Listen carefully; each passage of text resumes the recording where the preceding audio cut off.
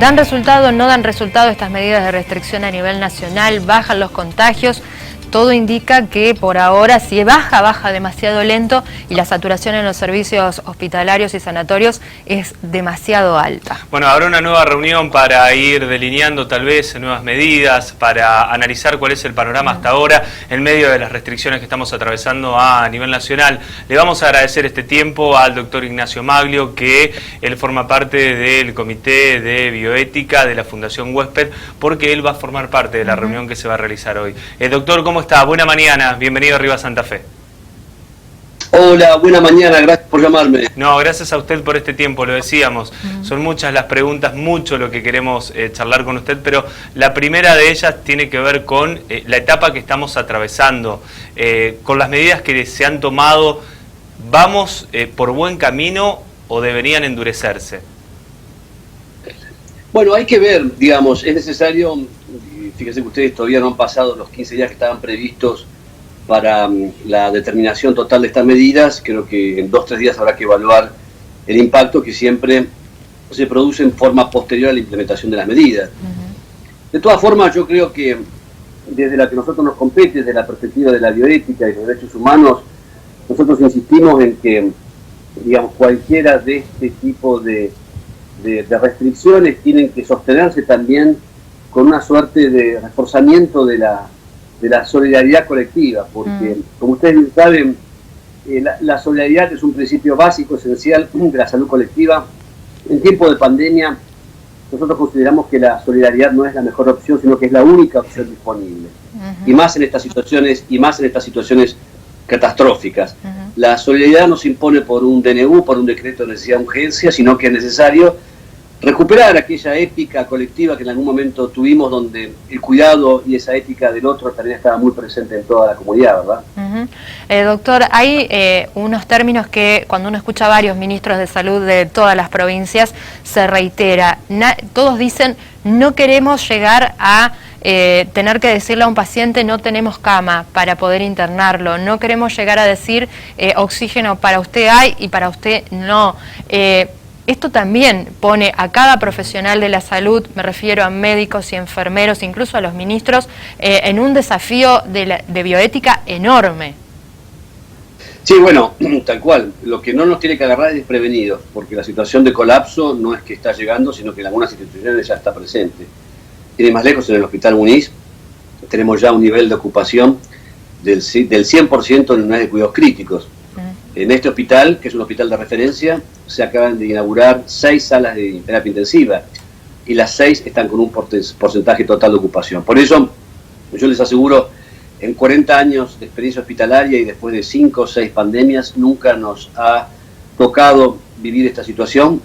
En lo personal, yo nunca pensé que teníamos que tomar este tipo de decisiones, que ya hoy las estamos tomando.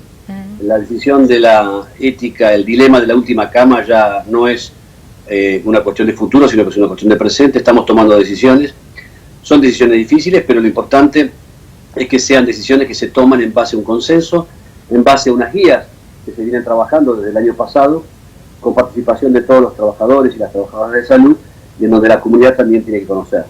¿Y cómo se hace en esta decisión que hay que tomar ahora? Porque ya la pandemia nos pone en ese brete, como se suele decir. ¿Cómo se hace para elegir? No me gusta el término, pero ¿cómo se hace para elegir a quién ventilar, a quién pasar a terapia? Sí, vos sí, vos no. Bueno, hay varios puntos. En primer lugar, la primera recomendación que nosotros hacemos en estas guías es que esas decisiones no las deben tomar nunca ni médicas, ni médicos intensivistas, ni los médicos que derivan a los pacientes, ni los médicos tratantes. Estas decisiones, lo primero que decimos, no se deben tomar en soledad y en un ambiente, digamos, de incontinencia institucional. Por eso nosotros proponemos la creación de grupos de triage.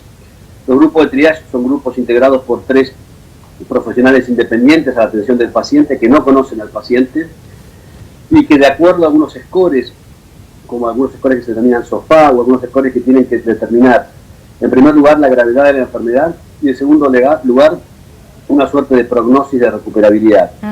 Entonces, una vez que se determinan esos scores en forma objetiva, allí se empiezan a tomar las decisiones de ingreso o no ingreso, o otra circunstancia que estamos previendo ahora es la suspensión de la atención en terapia intensiva. Y esto también tiene que ver con una decisión difícil, porque como ustedes comprenderán, supone el retiro de soporte vital en una persona en terapia intensiva que no está respondiendo a los tratamientos. Claro, es terrible. Escucharlo, doctor, sí. Es terrible porque uno no logra dimensionar, digamos, la gran responsabilidad que tienen los intensivistas, los médicos que están trabajando. Uno puede dimensionar el esfuerzo que vienen sosteniendo desde el año pasado. Y que están cargados, y que están cargados, pero están con estrés. Y ese estrés, digamos, como usted decía, esta implementación del triage, quizás sirve para descomprimir ese nivel de estrés, pero estamos hablando de una situación extrema. Son situaciones extremas, son situaciones difíciles. En bioética nosotros hablamos de dilemas. Dilemas justamente cuando se presenta una situación problemática, supongamos con dos alternativas, pero cualquier alternativa que uno elige se transforma en un nuevo problema.